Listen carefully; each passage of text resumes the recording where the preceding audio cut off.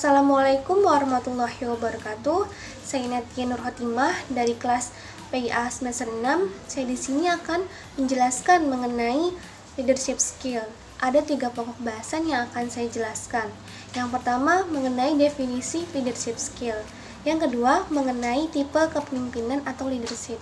Yang ketiga mengenai kaitan antara leadership skill dengan soft skill. Baiklah, langsung saja ke pokok bahasan yang pertama, yaitu mengenai definisi leadership skill.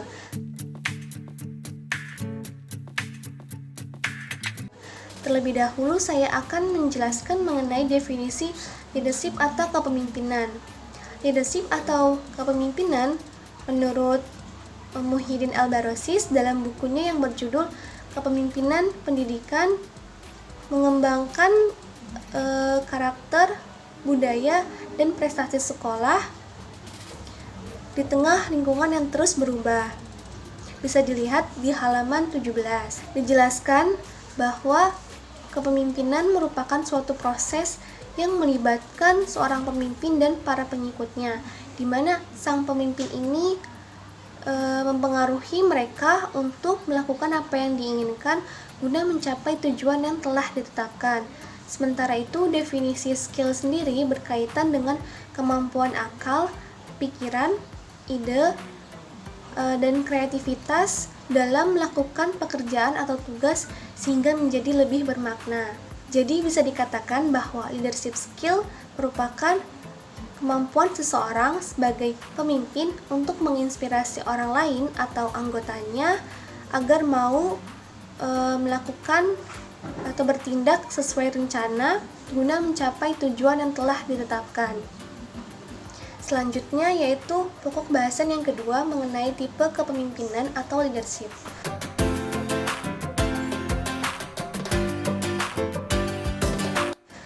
Dalam buku yang berjudul Manajemen Konsep, Prinsip dan Aplikasi yang ditulis oleh Maman Ukas, bisa dilihat di halaman 261 sampai 262.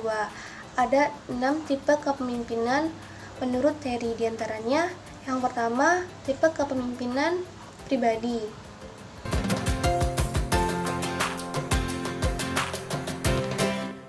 Tipe kepemimpinan pribadi di mana pemimpinnya ini melakukan segala sesuatu tindakannya itu baik dari memberikan arahan atau perintah dan juga pengawasannya secara langsung atau secara pribadi oleh pemimpin.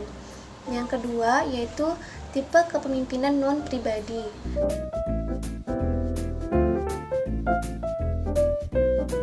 Di mana pemimpinnya melakukan segala sesuatu tindakannya itu baik itu memberikan perintah dan juga pengawasannya melalui bawahannya atau melalui media non-pribadi. Yang ketiga yaitu tipe kepemimpinan otoriter.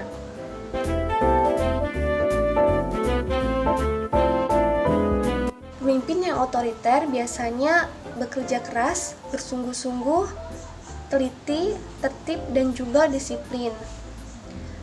Tipe kepemimpinan otoriter ini bekerja menurut peraturan-peraturan yang sudah ditetapkan dan juga instruksi-instruksinya itu harus benar-benar ditaati. Yang keempat, ada tipe kepemimpinan demokratis.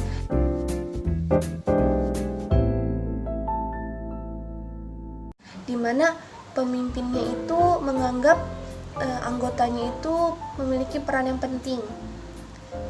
Jadi bisa dikatakan bahwa anggotanya ini harus ikut serta, bertanggung jawab, dan juga melakukan kegiatan lainnya seperti perencanaan, penyelenggaraan, pengawasan, dan juga penilaian. Yang kelima yaitu tipe kepemimpinan paternalistis.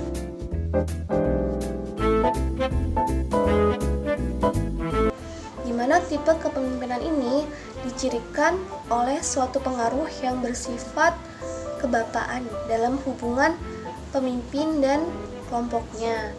Jadi bisa dikatakan bahwa tipe kepemimpinan paternalistis ini bertujuan untuk melindungi dan memberikan arah yang benar seperti halnya seorang bapak dan anaknya. Tipe kepemimpinan yang keenam yaitu tipe kepemimpinan menurut bakat.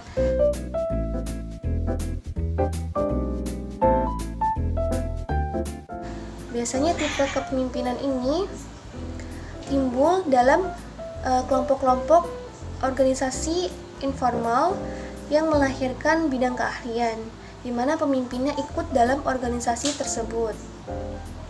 Selanjutnya, ke pokok bahasan yang ketiga, yaitu kaitan antara leadership skill dengan soft skill.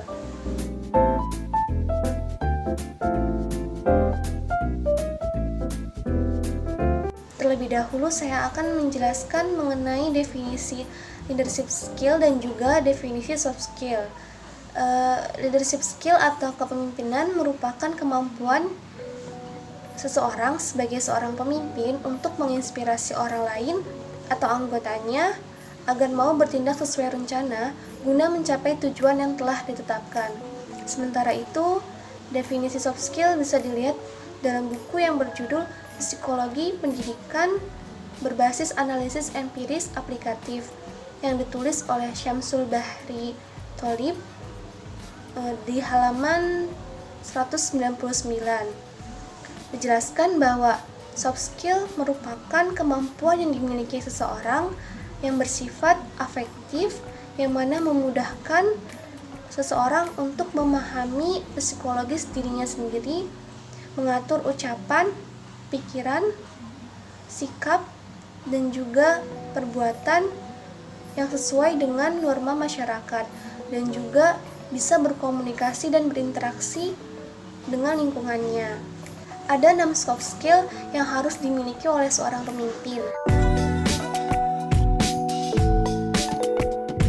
Yang pertama yaitu seorang pemimpin harus memiliki kemampuan berkomunikasi dengan baik.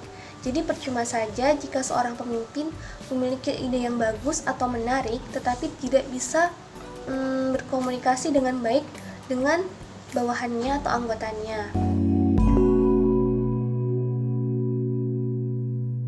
Yang kedua, yaitu seorang pemimpin harus memiliki kemampuan bernegosiasi.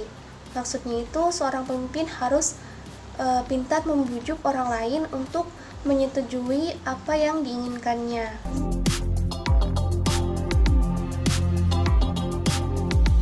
Yang ketiga, yaitu mengenai kemampuan mendelegasikan tugas.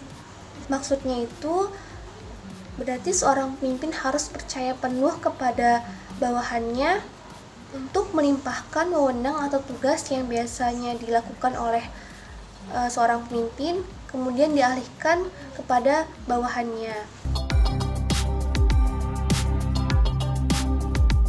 Yang keempat yaitu intuitif, di mana seorang pemimpin ini harus memiliki intuisi yang baik agar suatu proyek dapat dijalankan dan berhasil dengan baik pula.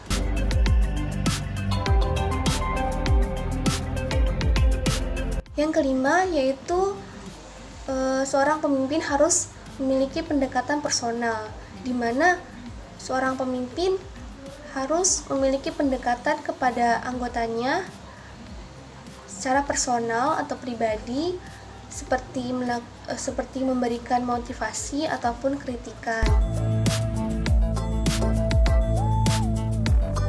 Kemudian yang terakhir atau yang keenam, seorang pemimpin harus memberikan solusi yang baik, atau seorang pemimpin harus menjadi pemberi solusi di setiap permasalahan yang ada.